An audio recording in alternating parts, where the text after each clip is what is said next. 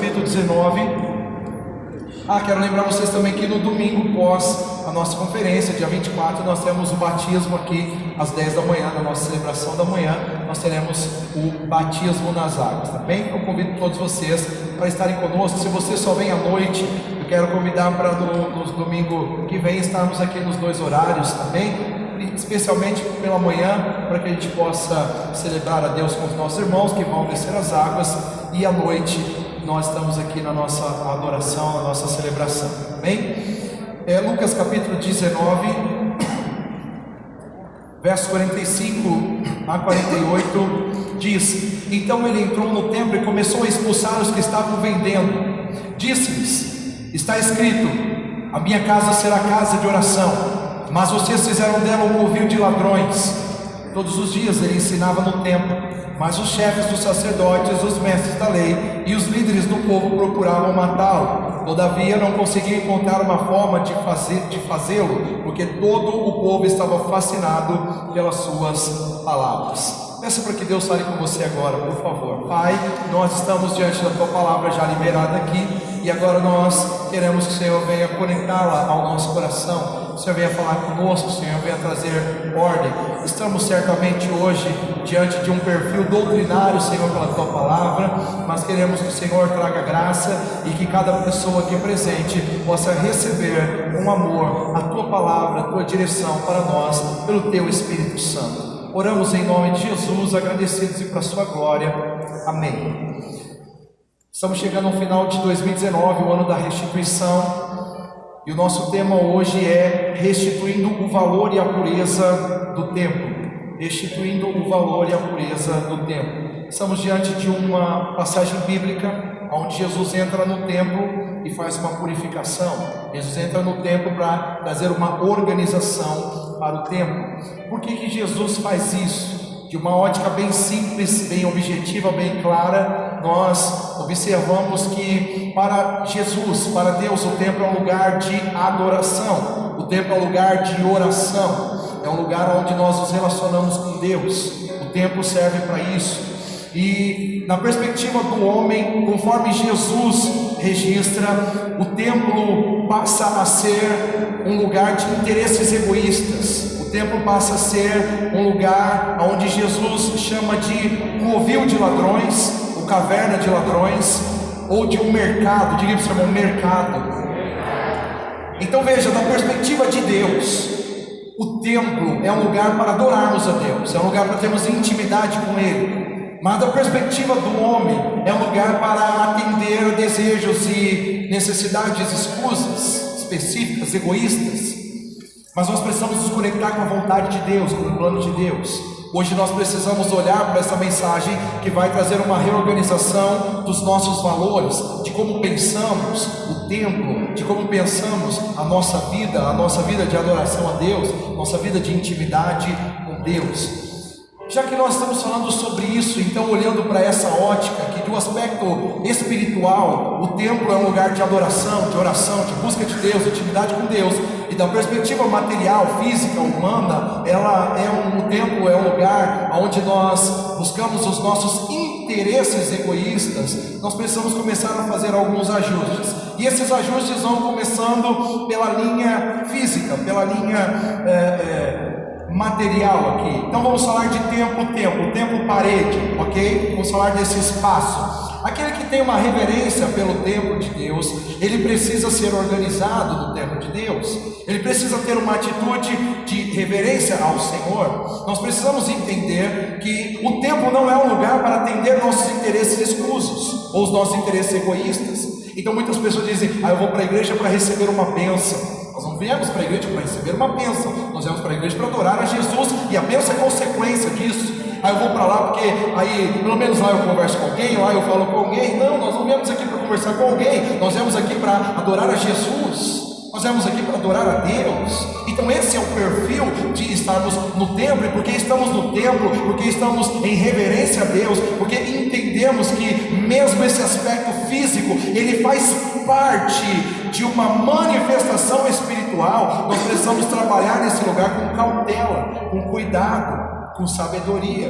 Então isso inclui a nossa organização do templo, a forma como nós nos portamos, talvez até aumentando, engrossando mais o caldo do que eu falei de manhã, até mesmo a forma como nós nos vestimos para vir ao templo, a forma como nós nos posicionamos para estar neste lugar que chamamos também de casa de oração, casa de adoração a Deus. Então é inconveniente que você esteja neste lugar para se sentir confortável apenas, que você venha aqui e faça o que você quer, do jeito que você quer. Não é para isso que estamos aqui para adorar a Deus. Então este não é um lugar para ficar resolvendo assunto no balcão lá atrás, enquanto o culto está acontecendo. Não é um lugar que você vem para comprar livro ou camiseta ali na livraria. Aqui é um lugar para adorar a Deus. Vocês estão entendendo? Então aqui deve existir essa reverência. Eu devo tomar cuidado com a cadeira que eu sento, porque é um lugar de adoração a Deus. Eu devo tomar cuidado com a forma que eu deixo o ambiente aonde eu estou me movendo e aonde está a presença de Deus. Vocês estão compreendendo? Então quem tem essa sensibilidade não coloca chicletes grudados debaixo da cadeira. Quem tem essa sensibilidade não faz uma porcaria ao entorno do lugar que senta e deixa de qualquer jeito. Como eu tenho falado para vocês, faz a farofa do bebezinho lá e depois larga aí. Ou deixa o bebezinho comer aí, ou a criancinha, e larga tudo aí. Não dá certo. Então esse tipo de atitude reflete muito do nosso caráter. A forma como estamos lidando isso é um caráter egoísta. Uma outra coisa que eu gostaria de acrescentar aqui hoje é as pessoas que trabalham com infidelidade diante de dízimos e ofertas. Porque todas as cadeiras que você senta, não estou falando com você dizimista agora, tapa os ouvidos, você que não é dizimista, que não é ofertante, você que negligencia isso, você toma água de quem dá dízimo, você usa o copo de quem dá dízimo, você senta na cadeira de quem dá dízimo, de quem paga a cadeira, você ocupa esse lugar de aluguel de quem dá dízimo. E aí você sai daqui, é abençoado, aleluia, glória a Deus. Não, cara, você não está abençoado nada. Abençoado está quem está cumprindo o plano de Deus, quem tem reverência com o que é de Deus, quem tem verdadeira postura diante do que é de Deus, quem tem temor diante do que é de Deus. Amém? Então você está num lugar que é de adoração ao Senhor. Então perceba, eu estou falando de coisas com vocês aqui que reflete a cidadania, reflete a humanidade. Agora, além disso, você é cristão, você se autentica com essa marca, com essa alcunha. Eu sou cristão. E como que você é cristão e joga papel nos lugares? Como que você é cristão? Abre a janela do carro, joga uma latinha. E às vezes cristão joga até de cerveja ainda por cima. E é cristão. Entende? Pastor, não pode beber cerveja. Eu te explico isso em um outro momento. Mas eu estou falando de jogar a latinha. Eu estou falando de jogar o papel. Pega e joga. É ridículo. Isso não precisava. Eu não estou nem falando aqui de ser cristão. Mas aí tem cristão que faz isso e ainda faz isso no templo. Ainda tem essa irreverência no templo. É desleixado no templo. Se você faz isso na sua casa, obviamente é um problema seu. Mas isso demonstra uma desordem emocional, uma desordem de caráter. Não está certo. A vida desorganizada, a vida suja, a vida fora de padrão, não é algo de Deus, não é algo espiritual da parte de Deus. Vocês estão me entendendo? Sim ou não? Então você é desorganizado, sua casa é uma bagunça, está errado. Está errado, não está certo. Não está certo. Agora, pior de tudo, é quando você está tendo essa atitude no templo do Senhor. É quando você tem essa atitude no templo de Deus. Você vai no banheiro e usa que nem você usa o banheiro sei lá da onde, do carnaval que você ia, da balada do inferno que você ia. Isso aqui é templo de Deus. O banheiro é templo de Deus. Cada espaço desse lugar é templo de Deus. Você não tem o direito de sair cuspindo lá fora. Sabe? Ali é o estacionamento do templo, da igreja. Aí vem por horrível. Se você faz isso em qualquer lugar é horrível. Mas você faz no templo de Deus é horrível. Então eduque os seus filhos para não fazerem isso. Não faça isso. Isso aqui é casa de Então deve haver reverência. O cristão tem que entender o seu perfil de príncipe. É um representante do céu, representante do reino. Eu não estou enrijecendo o processo, estou te trazendo para o caminho certo. Então nós precisamos ser excelentes. Nós somos fracos, mas Deus plantou em nós a excelência de Cristo. Ele colocou o Espírito que é santo. Então, amados, tudo que nós fazemos precisa ter esse caráter. Tudo que nós fazemos precisa ter esse perfil. E algumas coisas se autenticam em como nós somos irreverentes, porque inclui até mesmo, eu não sei dizer quem é pior, se é alguém que derruba a água, faz a farofa das crianças e larga lá, ou se é o outro que passa e olha e fala assim, não fui eu mesmo, e vai embora. Então falta um pouco de sensibilidade na nossa humanidade, na nossa cidadania, e mais ainda no nosso cristianismo. Então Jesus, ele entra no templo, ele olha para aquele cenário e ele se ira. Esse é um tipo de coisa que eu fico muito irado: a desorganização, a falta de sensibilidade, gente que acaba de arrumar, e isso inclui a sua educação com os filhos também, porque às vezes a gente acaba de arrumar, aí é a criança que sai fazendo, mas é por quê? Porque você não está educando, não está cuidando, não está direcionando. Deixa a criança mesmo, não deixa nada. Se você quer ter o menino crescendo para o propósito, ensina ele quando é menino. Mas é criança, você não vamos enrijecer. Não é enrijecer, é mostrar que existe ordem, é mostrar que existe limite. Senão ele cresce um tranqueira e você não tem comando para jogá-lo no alvo. Então nós precisamos ter essa sensibilidade, nós precisamos ter esse cristianismo em nós. E Jesus entra no templo, ele percebe que as pessoas estavam mais envolvidas em comprar, em vender, em fazer suas barganhas, fazer seus negócios, e muitos estão vindo para o templo para isso. Eu vou para o templo para receber uma bênção, eu vou para o templo porque aí eu bato um papo com o irmão, com a irmã, eu vou porque aí eu consigo fazer um negócio, eu vendo meu Avon, eu vendo minha nova invenção, eu sei lá, eu faço alguma coisa. Mas o templo não é para isso. O templo é para adoração a Deus. O templo é para ter intimidade com o Senhor. O templo é para nós desenvolvermos a verdadeira essência de sermos igreja. Agora, tudo isso tem levado nós a vivermos um tempo em que as pessoas desprezam o verdadeiro valor do templo e da igreja. Então por que muitos desprezam? Exatamente por isso, porque muitas vezes não tem temor, não tem reverência, não tem, a pessoa fala assim, isso aqui é igual ao mundo que eu vivo. Então ela não quer uma mudança, não quer uma transformação. Este lugar tem que ser um lugar para quem quer transformação. Este lugar é para quem quer mudança. Então, amados, eu não estou aqui para ser para você um cordeirinho que canta belas canções para vocês, entende? E vocês falam assim, uau, que maravilha, o pastor pregou para mim hoje. Eu não estou aqui para fazer coceirinha na sua ferida não, amado. Eu estou aqui para catucar sua ferida e trazer cura da parte de Deus. É para isso que eu estou aqui, entende? Então às vezes parece clichê, mas tenho certeza que não. Eu tenho visto um cara que está aparecendo aí na internet, e ele está lá, a chamada da mensagem que ele vai trazer lá, ele diz o seguinte: é melhor ter igrejas vazias pregando o evangelho genuíno do que igrejas cheias de auê, entende? É claro que nós queremos a igreja cheia com a pregação do evangelho e trabalhamos para isso, mas está tranquilo, vai chegar esse dia. Hoje você pode dizer, não vou mais na igreja, não vou mais porque o pastor falou aquilo. Amigo, o problema é seu. Amanhã você vai saber que aqui é verdadeira igreja.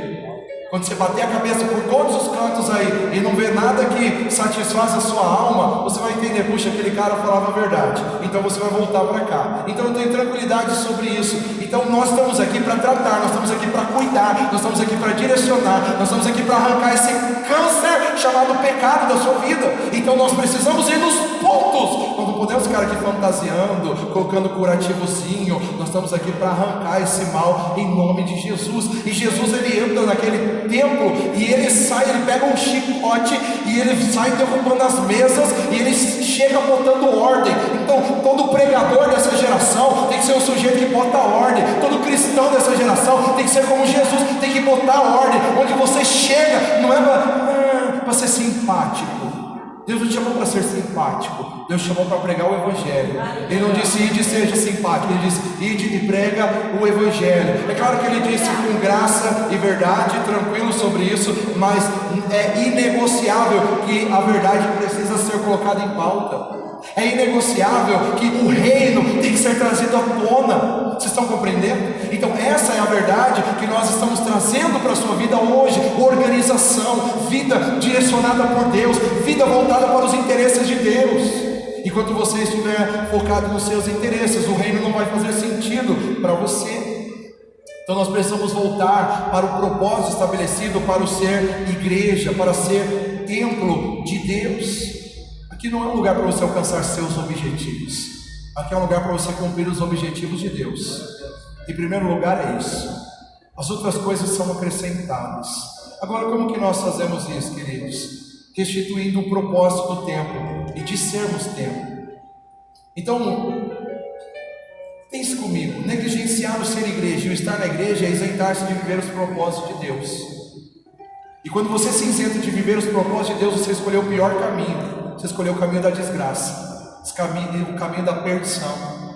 Então hoje você precisa ser conectado com essa realidade. Você precisa entender que neste espaço aqui nós liberamos palavras de vida. Neste espaço há uma esfera espiritual de transformação, de cura, de milagres, e que precisa fazer de você o que antigamente esse espaço ocupou, que é ser templo. Então aqui é tempo nós nos reunimos como igreja, e a igreja cumpre propósitos. Falei para o seu irmão, a igreja cumpre propósitos. A igreja não está para fazer showzinho, a igreja não está para fazer brincadeirinha, a igreja não está desenvolvida para ser um clube social. A igreja precisa cumprir propósitos. Amém? Propósitos. E quais são os propósitos da igreja? Biblicamente nós enxergamos, e o Rick Warren, no livro Uma Igreja com Propósito, ele conseguiu trazer esse cenário do porquê nós estamos aqui, do porquê temos que ser igreja. E a primeira coisa que ele mostra para nós é que nós estamos aqui para adoração. Adoração, diga para o seu irmão, adoração. Amém? Então nós nos reunimos no templo para orar, para buscar a Deus. A adoração tem a ver com a intimidade com Deus, tem a ver com a exaltação do nosso mestre. Então nós nos reunimos aqui para celebrar a presença de Deus em adoração. Amém? Quem é salvo aqui? De verdade mesmo, só os verdadeiros. Então você está aqui para celebrar a Deus. Quem é salvo, ele vive para celebrar ao Senhor, ele vive para adoração. E é por isso que nós temos prazer de vir aqui, por isso nós temos prazer de cantar, de ficar orando, de ficar no nosso movimento aqui. Existe um prazer na vida do salvo. Olha, se você não vive isso, você precisa ser salvo. Você vai ver como muda as coisas na sua vida. Você vai ver como esse desejo ele é genuíno. E quando nós somos religiosos, marqueteiros, aparentes, aquela coisa toda, é difícil a gente falar, tá de novo, mas vai cantar de novo essa parte da música, mas vai cantar essa música de novo. Ai gente, pelo amor de Deus, acabou de cantar orando, aí o pastor já sobe ali para orar mais 10 minutos. Ai gente, mas o adorador ele está assim, mais, vamos orar mais, vamos ficar mais tempo de oração. Será que não dá para a gente ficar mais, orando mais? Não dá para ter mais um momento de oração? Vamos ter mais um pouquinho de oração? Vamos cantar mais uma música? O adorador ele é assim. O adorador é assim. Então a igreja ela vive para isso. Nós vivemos para o propósito da adoração. Isso é propósito da nossa vida. Nós precisamos ser como o salmista que diz: alegrei-me quando me disseram vamos à casa do Senhor. Tem que haver uma dinâmica, um borbulhar aqui dentro. Você fala: uau, hoje é dia de ir para a igreja, hoje eu estarei com os meus irmãos. E na minha cabeça fica: tomara que ele se vai, que esse vá, tomara que lote esse lugar, tomara que... E aí a gente chega aqui, o adorador ele chega e ele fica vendo: que legal que essa pessoa veio, que legal que ele veio, que legal que ela chegou, que legal que eles já estão aqui, que bom, aleluia. Esse é o coração do adorador, entende? Há uma alegria de estar na presença de Deus, há uma alegria de estar aqui, há uma alegria de vir, sentar aqui na frente, ficar bem perto e estar atento, ouvindo o que Deus está falando, pegando tudo bem de perto. Tem uma alegria nisso. Tem uma alegria nisso. Fora disso, você está fora de propósito. Quem não entende que a vida com Deus é uma vida para adoração, não entendeu nada. Em segundo lugar, nós vivemos como igreja para a comunhão, trazer a família à comunhão com Deus. E para que nós fazemos isso? Para encorajar os membros. Nós fazemos isso para encorajar os membros. Há uma dinâmica do inferno para eliminar a nossa comunhão, a nossa adoração. E o que ele faz? Dissensão entre os irmãos. Mas nós precisamos ficar com Hebreus 10, 25, que diz: não abandonem o hábito de congregar, como muitos estão fazendo. Não abandone, venha para o templo, venha para a adoração, venha para a igreja. Você abre a internet, abre um monte de lugar, e tem um monte de gente dizendo: não precisa de igreja, não precisa. Isso é fanatismo, isso, meu amigo, deixe esses caras pensando o que for. Agora, veja o nosso resultado depois, e veja o resultado deles. Amém? Veja o resultado de quem congrega e de quem não congrega. Veja o resultado, é nítido. É nítido. Então nós precisamos viver como igreja com o propósito da comunhão. Na comunhão nós encorajamos. Na comunhão, aquele que não está querendo orar muito, ele começa a orar. Aquele que não está querendo cantar, ele começa a cantar. Aquele que não está sentindo, começa a sentir. E aí nós vamos encorajando, nós vamos fomentando. O fogo vai queimando e nós vamos cantando: deixa queimar, e repete: deixa queimar, e repete: deixa queimar, e deixa queimar, deixa queimar, deixa queimar. Até uma hora que até você se enche, vai dizer: deixa queimar, deixa queimar, deixa queimar. E aí vai queimar, amigo. Aleluia. E é melhor que você queime nesse fogo da purificação do que você queimar no fogo do inferno. É melhor decidir por agora. É melhor você decidir pela igreja, pelo reino. O terceiro propósito de estarmos no templo, de sermos igreja, é vivermos o propósito da edificação.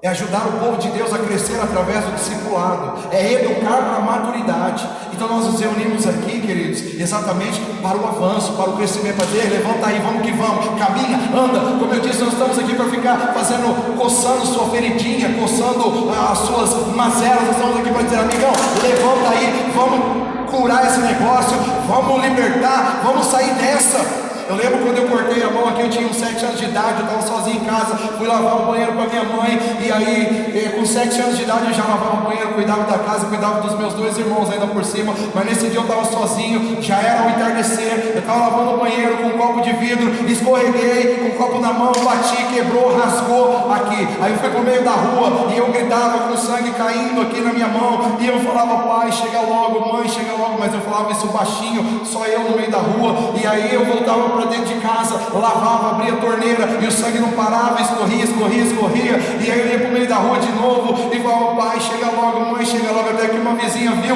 que eu estava nessa situação e ligou para o meu pai, e meu pai veio e trouxe, me levou para o médico. Chegou no médico, eu odiava tomar injeção, porque eu tomei injeção a vida toda, quando pequeno. Depois isso foi eliminado da minha vida, graças a Deus. Faz muito tempo que eu não tomo injeção. E aí o que aconteceu? Aconteceu que eu estava lá, tinha um medo de tomar injeção. Primeiro no pronto-socorro eu saí correndo, eles tiveram que correr atrás de mim para me dar injeção. Depois eu fui lá para o hospital, onde o médico falou assim: vai ter que abrir mais para ver se não tem caco de vidro aí. E ele queria dar injeção dentro aqui, eu não queria deixar. E ele dizia para mim: olha meu saco de batata. Eu falava: saco de batata, não estou nem aí. Mas eu estou dizendo isso tudo para você entender que aqui eu não vou deixar você ser saco de batata, porque você vai ter que ser homem. Aleluia. Aqui tu vai ter que ser homem. Eu falei tudo isso só para chegar nesse ponto. Não vem com ela: não, mas aqui é saco de batata. Não estou vendo, mas eu vou te transformar em homem, em nome de Jesus. Aleluia. Se é saco de batata, vai virar purê, vai entrar, vai ficar, vai estar unido, vai estar junto e vamos viver para a glória de Deus. Então a igreja, ela está aqui para o propósito da edificação, educar para a maturidade. Então nós estamos aqui para ficar: ai, amadinho, queridinho, veja bem, ai, amado, dá um abracinho aqui. Não, nós estamos aqui para falar: a sua vida está assim, você precisa organizar, e é isso que tem que fazer. Amém, amados? Então é por isso que a igreja é importante, por isso que é importante estar no templo. O texto bíblico diz: com vistas ao aperfeiçoamento dos santos, para o desempenho do seu serviço. Você tem que trabalhar, amigo. Você tem que trabalhar. A gente fica vindo aqui, fica se sentadinho, e não cumpre propósito de nada. Ainda o texto diz: para a edificação do corpo de Cristo. Você foi chamado para ser um edificador. Você tem que crescer, você tem que virar homem. Fala aí para as pessoas que estão perto de você: vira homem. Se for mulher, é claro que você vai falar: vira mulher, né? Amém. Porque essa é a única forma, o único jeito de Deus. Outra coisa não dá para falar para ninguém aqui, tá bom? Ou seja, homem ou mulher, de acordo com o que Deus já plantou aí em você, já fez, está tudo certo. Porque tudo que Deus faz é perfeito.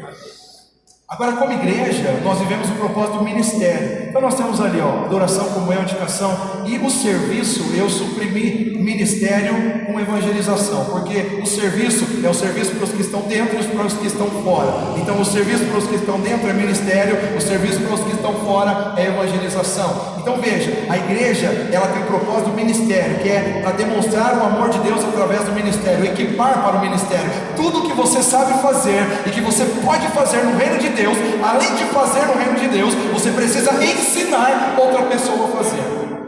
É inegociável. O que você faz para o reino de Deus? O que é que você já identificou? Pastor, eu sei pegar água ali atrás e trazer para os irmãos. Se você sabe fazer isso muito bem, esse é o seu ministério, você identificou isso, você além de fazer, tem que pegar alguém e falar assim, vem aqui que eu vou te ensinar como que pega água e leva para os irmãos. Você tem que fazer isso.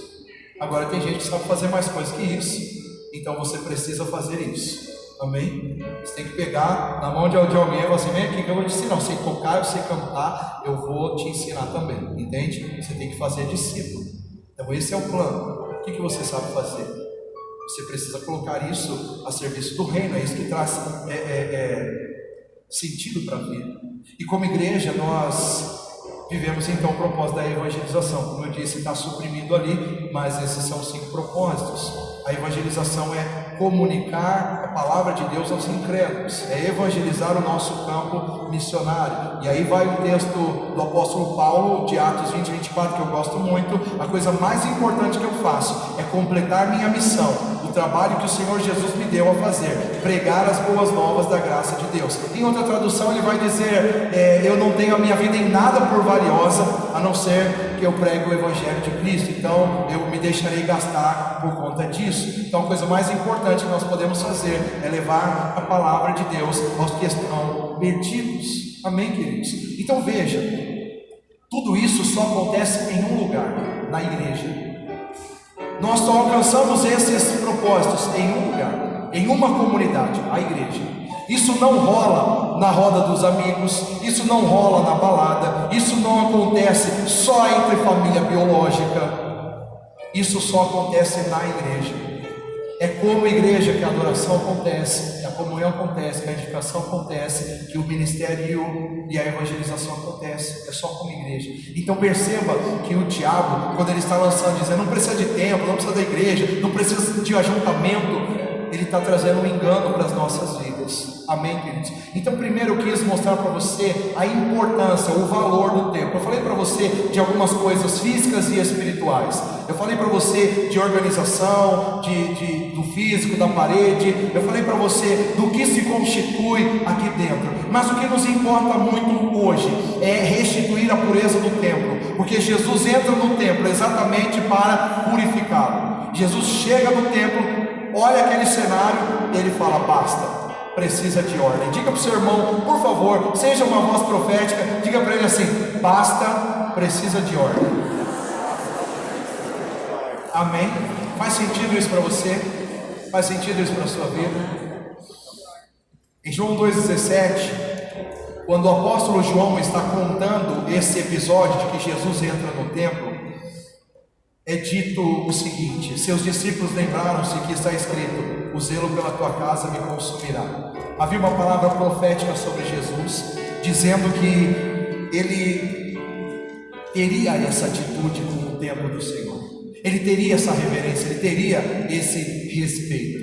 E falando sobre isso, quando nós olhamos para o contexto do Antigo Testamento, nós vamos observar uma valorização muito grande para com o templo, especialmente porque ele era o símbolo do lugar da manifestação da presença e da adoração a Deus.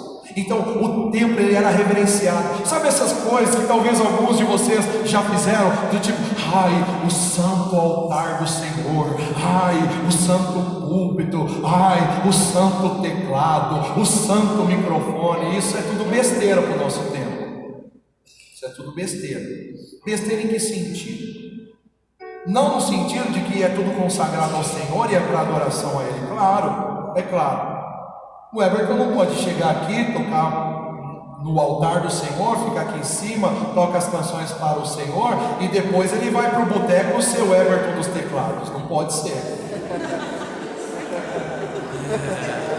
E o que ele faz? Ainda leva o mesmo instrumento? Não dá, não pode, não flui. Então, claro que tudo tem que ter reverência, como nós começamos a dizer, mas nós precisamos entender que para o nosso tempo,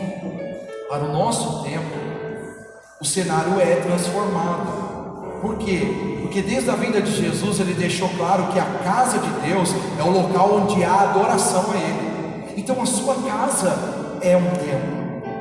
A sua casa é um templo. O trabalho é um templo. Se num período do seu dia, na hora do almoço, você entra no banheiro e começa a adorar a Deus, é um templo. Mas sobretudo o templo é o lugar onde existe adoração a Deus. Então você precisa ser casa, você precisa ser morada, você precisa ser templo, porque essa é a direção de Deus para nós. Jesus disse para a mulher samaritana em João 4, 21, 23: creia em mim, mulher, está próxima a hora em que vocês não adorarão o Pai nem neste monte nem em Jerusalém. No entanto, está chegando a hora, e de fato chegou, em que os verdadeiros adoradores adorarão o Pai em espírito e em verdade. São esses os adoradores que o Pai procura. Então perceba que agora Jesus está deixando claro, a verdadeira adoração, ela é independente dessa questão simbólica toda, do aspecto físico, da parede, dos locais, conforme era designado no Antigo Testamento. Mas ele diz, agora onde houver as pessoas reunidas, e foi isso que Jesus deixou claro depois, onde houver 2 ou 3 reunidos em meu nome, eu estarei ali. Amém? Então nós precisamos entender que agora nós somos casa. E tendo tratado desse aspecto físico, do cuidado, que precisa ser uma manifestação do nosso interior, com as coisas que estão à vista, com o tempo físico, nós precisamos saber que tem que ter uma reorganização do nosso interior. Amém, queridos? Então, quando Jesus está dizendo isso, ele transfere a valorização de um contexto material para um contexto espiritual do templo. E aqui ele está dizendo, agora vocês são um templo, adoradores que o adoram em espírito e em verdade, pessoas que são organizadas na sua alma, pessoas que são dedicadas a Deus, aonde elas estiverem, aonde elas passarem, elas estão manifestando o reino, manifestando o governo do céu. Então são pessoas organizadas, e isso era o que ele havia feito anteriormente no capítulo 2, organizado o templo, mas ele estava se referindo a algo maior, a algo mais excelente. No capítulo 2 de João, onde João está contando essa história da purificação do templo, o texto bíblico vai trazer essa realidade de que o zelo pelo templo do Senhor o consumia. Mas veja que Jesus ele diz o seguinte, versos 19 a 22: destruam este templo e eu o levantarei em 3 dias. Os judeus responderam, este templo levou 46 anos para ser edificado, e o Senhor vai levantar em 3 dias. Mas o templo do qual ele falava era o seu corpo. Depois que ressuscitou dos mortos, os seus discípulos lembraram-se do que ele tinha dito, então creram na Escritura e na palavra que Jesus dissera. Então entenda que o aspecto simbólico do Antigo Testamento, com a permanência na atualidade, o aspecto simbólico do Antigo Testamento permanecendo na atualidade, ele só vai promover religiosidade. Então as pessoas que vivem idolatrando o espaço, porque aqui não pisa, aqui não vai, não toca nisso, não rema naquilo, isso é mera religiosidade. Também estão compreendendo? Porque o que deve ter todo esse cuidado é com a nossa alma, é com o nosso corpo. A reverência que nós temos que ter é com a nossa própria vida, porque nós somos templo. Nós somos o lugar da habitação de Deus. Nós somos o lugar onde Deus está trabalhando. Agora nós somos a casa que deve manter-se em santidade. É isso que nós devemos ser. Você é templo. Diga para o seu irmão, você é templo. Você é templo. Mas diga para ele, só se você for salvo, é claro.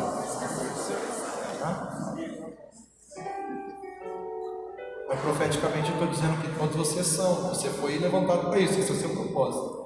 Você tem que ser templo. Você pode estar sendo agora, você pode ser daqui a pouco, a hora que terminar, antes de terminar esse culto, você aceita Jesus, você vai ser templo, porque uma promessa imediata de Jesus é que nós recebemos a Ele como Senhor e Salvador, e o Espírito vem imediatamente fazer morada, aleluia, Amém? Você não precisa mais andar sozinho, não precisa mais viver uma vida afoita, uma vida... Estão entendendo? Então, queridos, quem tem uma organização dentro de si, quem entende que é templo, ele vai ter um cuidado com todas as demais coisas, ele vai ter uma proteção com todas as coisas, ele vai ter uma ordem nos seus valores.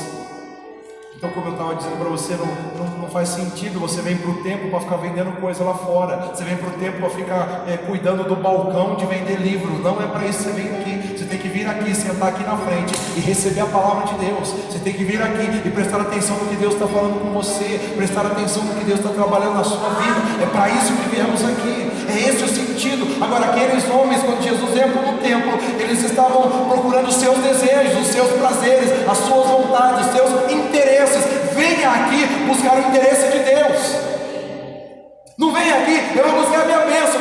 Chega aqui dizendo: Senhor, eu vim buscar o Senhor. Cara, a palavra já diz que se Deus já nos deu Jesus Cristo para a nossa salvação, não nos dará com Ele todas as demais coisas, mas veja, com Ele todas as demais coisas. Não adianta querer ter todas as demais coisas sem Ele, não faz sentido, é desgraçado. Então nós precisamos ter uma vida com Jesus. Você precisa dizer: eu sou essa conexão, eu sou o templo. Agora veja que o apóstolo Paulo ele vai dizer: vocês não sabem que são santuário de Deus? E que o Espírito de Deus habita em vocês? Se alguém destruir o santuário de Deus, Deus o destruirá. Escute isso mais uma vez: se alguém destruir o santuário de Deus, Deus o destruirá. Aqui está uma das respostas, porque você não tem que tomar cerveja, nem fumar cigarro, e nem. Está entendendo? Aqui, ó, esse é o motivo. Esse é um dos motivos. Escute isso: quem destruir o templo de Deus, Deus o destruirá. Vai para o seu irmão, a conta vai chegar, bonitão, bonitona. Tá certo? Se alguém destruir o santuário de Deus, Deus o destruirá, pois o santuário de Deus, que são vocês, é sagrado.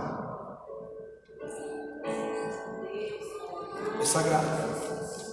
Depois ele vai dizer: acaso não sabem que o corpo de vocês é santuário do Espírito Santo que habita em vocês, que lhes foi dado por Deus, e que vocês não são de si mesmos? Ficou difícil agora. Que palavra difícil. Qual? Essa aqui, ó. Vocês não são de si mesmos. Vocês não são de si mesmos. Você é todo senhor de si, achando que é o mandão da sua vida. Destruindo o seu corpo, será destruído. Deus está dizendo: vocês não sabem que não são de vocês mesmos. Eu quero fazer minha vontade, eu quero viver do meu jeito, eu quero fazer minhas escolhas. Vai fazendo então, Tony. Vai fazer. Vai. Segue a sua vida. Faz do seu jeito. Deixa Deus de fora da sua história. Deixa. Mas eu estou dizendo, a conta vai chegar. Pode ir para uma igreja onde o lugar é mais largo, onde você nem aparece lá, ninguém nem sabe quem você é. Pode ir. Onde tudo é bonitinho, tudo é lindo. É só você dar dinheirinho, comprar uma tranqueirinha e dar um envelopinho e está tudo certo. Está tudo certo. Não está tudo certo, amigo. Quem destruir o templo de Deus será destruído. A conta vai chegar. A conta chega. Se tem algo mais profético que eu tenho tido nos últimos tempos, é isso: a conta vai chegar. Seja durão, seja arrogante, seja soberbo, seja o que quiser, mentiroso, enganador, seja o que quiser, a conta chega. E sinceramente, eu estou esperando que ela chegue em dias que você ainda possa se arrepender. Quando eu estou dizendo isso, eu não estou aqui por exemplo: eu quero que você se lasque, eu quero ver você queimando no mármore do inferno. Não, eu não sou muçulmano, eu sou cristão. Eu quero você salvo pela graça do Senhor Jesus Cristo. Eu quero você liberto, cheio do Espírito Santo. Eu quero ver você desfrutando da vida em abundância. É isso que eu quero. É por isso que eu sou enfático em dizer para você: a conta chega, então se organiza, bota em ordem, porque pode ser tarde demais. Nós falamos sobre isso já esse ano. Pode ser tarde demais. Depois o apóstolo Paulo vai dizer: pois somos santuário do Deus vivo. Como disse Deus: habitarei com eles, e entre eles andarei. Serei o seu Deus, e eles serão o meu povo. Aleluia. Esse é quem nós somos. Esse é quem nós devemos ser. Essa é a vida que nós devemos ter. aonde Deus está se manifestando. Deus está se manifestando no templo. Deus está liberando sua presença. Deus está trabalhando em nós. Deus está trabalhando aonde nós estamos. Deus está conosco. Deus está conosco. Por isso nós temos que manifestar a essência dele: santidade, organização, vida pura. Quando nós olhamos para esses textos, nós vemos a evidência da transferência da morada de Deus. Deus está dizendo agora, ele já dizia antigamente, ele já dizia anteriormente: eu não habito em templos feitos pela mão de homens. Mas agora ele está dizendo: eu habito com cada ser humano, eu habito com cada um que abre a porta, eu habito com cada um que permite eu entrar e fazer morada. Está entendendo? Então o templo físico, que antes abrigava a arca do Senhor representando a presença, ele é agora no Novo Testamento exaustivamente apresentado como sendo o próprio homem. Aleluia, você é templo. Você é templo. Amém? Nós somos templo juntos, nós somos igreja juntos. Então também ter essa ideia de que eu sou templo, e se achar autossuficiente, ser arrogante, já é logo a certeza de que você não é templo. Todo mundo que é templo é a expressão exata do Senhor, e por ser a expressão do Senhor, ele é humilde, e ele caminha com os mais fracos, os mais fortes, ele caminha com todos. Está entendendo? Então nós somos templo, e o Espírito de Deus habita em nós agora. A casa de Deus não se constitui mais em um local geográfico, e sim onde houver lugar para a sua manifestação. Onde tiver 2 ou 3 reunidos, eu estou lá. Deus está dizendo isso. Não é demais? É demais. Isso aqui pode acabar, isso aqui pode passar, pode ter perseguição, pode vir um inferno, pode ser o que for, mas se nós estamos unidos, nós somos igreja, e Jesus continua trabalhando, ele vai continuar operando milagres, vai continuar fazendo extraordinário, porque ele é Deus. Amém? Esse é o nosso Deus. Então o corpo do homem dedicado a Deus agora é sua moradia. Preste atenção, o corpo do homem dedicado a Deus agora é sua moradia. O corpo do homem dedicado a Deus, não mais dedicado ao pecado, não mais dedicado aos prazeres, não mais dedicado ao mundo, aos interesses pessoais. No contexto do Novo Testamento, não basta o cumprimento ritualístico e cerimonial do que faz no templo. Então não adianta dizer: não, eu vou no culto, eu dou meu dízimo, eu participo da ceia. Não basta isso. Não basta isso. É necessária a extensão de verdadeira adoração em todo o contexto de vida. Memorize isso. É necessário a extensão a extensão de verdadeira adoração em todo o contexto de vida. Eu lavo louça, eu sou templo, eu estou adorando. Eu estou na rua, eu sou templo, eu estou adorando. Eu estou dirigindo sozinho no meu carro, viajando a 800 quilômetros de casa, eu sou templo. Eu pego um avião, vou para muito longe, eu vou para o outro lado do oceano, eu sou templo. Eu tiro férias, mas eu sou templo. Eu vou para a praia, mas eu sou templo. Eu vou no aniversário da família, mas eu sou templo. A família não é crente, mas eu sou templo. Eu caminho pela cidade, eu vou para o centro da cidade, eu sou templo. Eu posso me encontrar com um irmão ou com uma irmã, eu sou templo. Eu posso conversar com um ou com outro, eu sou templo. Sou templo. E aonde eu estou, a adoração a Deus se estabelece. A promessa de Deus de habitação na vida do homem por meio do seu Espírito define seu desejo de que sejamos sua casa. Deus quer que você seja casa. Deus quer que você seja o lugar da habitação dele. Gente, isso é coisa pequena demais para nós.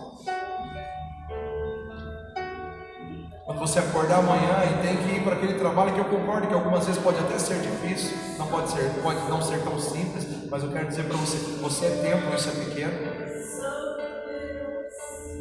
Amanhã você tem resoluções, coisas para fazer, mas não tem problema, você é templo. Glória a Deus. Você é templo.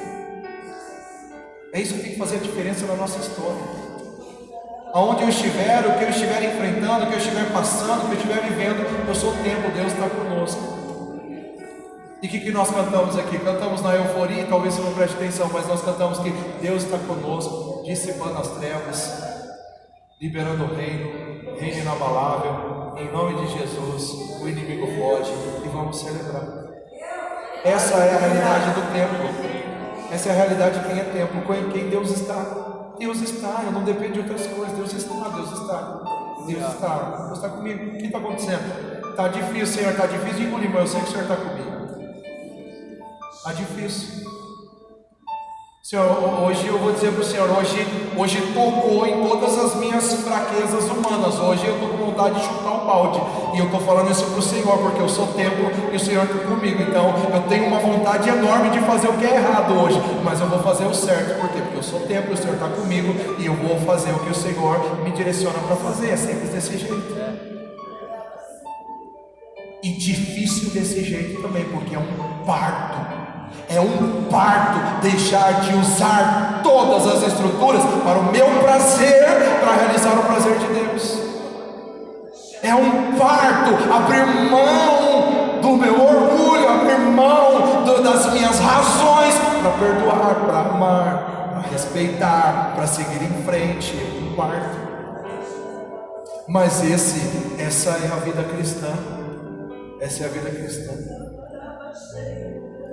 Nós somos salvos de graça.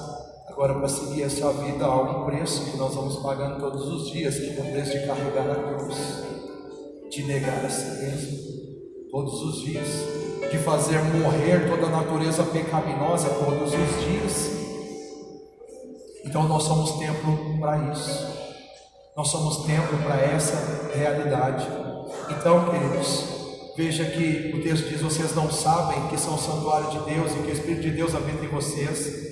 Mas também define a necessidade de que esta casa seja santa.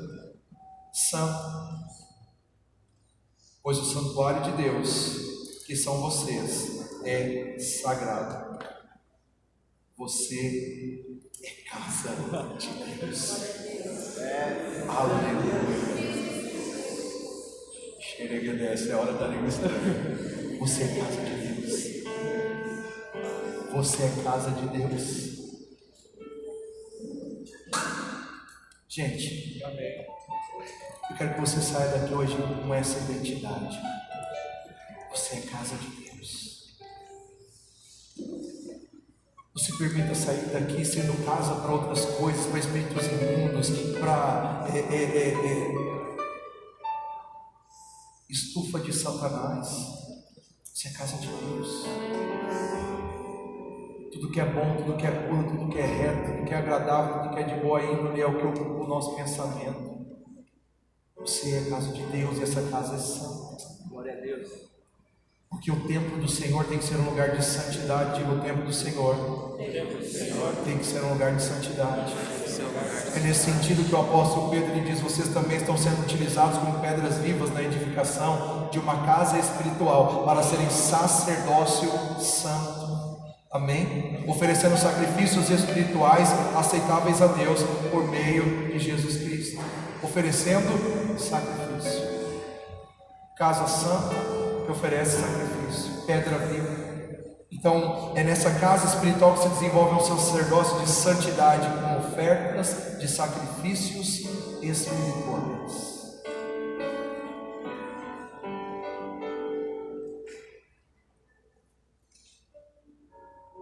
Está gostoso esses dias que nós cantamos: essa casa é sua casa, nós deixamos ela para você, mas está difícil viver.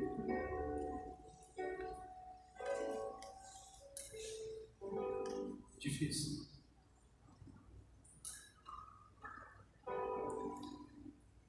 Deus te chamou para ser casa espiritual, lugar de sacrifício de louvor, lugar de adoração genuína.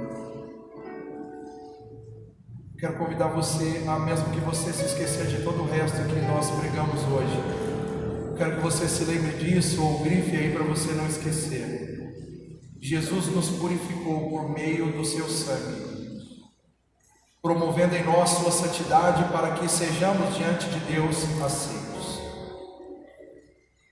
Os pecados faziam separação entre nós e Deus. Nós éramos indignos. Nós não podíamos ser casa, não podíamos estar na presença de Deus, mas Jesus nos purificou por meio do seu sangue, promovendo em nós a sua santidade. A santidade que está em nós não é nossa, é de Deus. Nós somos santos por delegação, somos santos pela liberação de Deus, não porque nós conquistamos isso, Mas agora, porque estamos em Deus e recebemos a sua santidade, nós vamos seguindo no caminho de construção de santidade. Então, Jesus nos purificou por meio de seu sangue, promovendo em nós a sua santidade, para que sejamos diante de Deus aceitos. É por meio de Jesus que nós somos aceitos. É por meio de Jesus que nós nos tornamos casa. Pois por meio de Jesus somos feitos os verdadeiros templos, onde a presença de Deus se manifesta. O templo de Deus é para que a presença e a essência dele se manifeste. Na sua vida tem que haver manifestação de Deus. Na sua vida tem que ter presença de Deus. É sobre isso que nós falamos essa mensagem inteira. Sobre termos recebido a graça de sermos templo. Temos recebido o privilégio de vivermos para a glória de Deus, de não sermos mais instrumentos do diabo. Mas você precisa saber que da mesma forma que Satanás empreendeu no passado para destruir o templo físico, tirando a identidade do povo, tirando o porto seguro, tirando o lugar de identificação de Deus do povo, ele está sempre tentando destruir você. Ele está sempre tentando destruir a sua identidade, para que você não se perceba como templo, para que você não se perceba como o lugar da adoração a Deus, o lugar do sacrifício vivo. Então não permita que Satanás domine sua mente, não permita que Satanás destrua sua vida como o templo que você é, porque ele continua empreendendo para destruir o templo espiritual. Quando nós olhamos para a palavra de Deus e nós falamos sobre ele hoje, Ezequias, a Bíblia mostra a história desse rei que fez o que o Senhor aprova. E o que ele fez foi reabrir as portas do templo.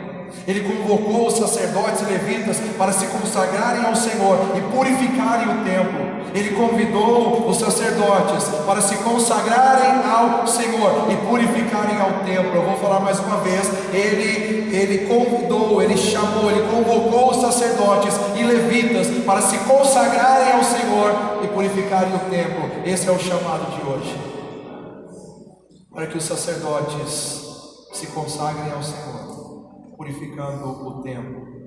Ele fez aliança com o Senhor, ofereceu sacrifícios a Deus e convocou o povo a trazer ofertas ao Senhor.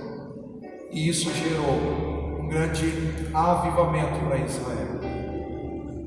Quero dizer para você que o pecado é o grande câncer que tenta nos destruir, desfocar e inverter nossos valores.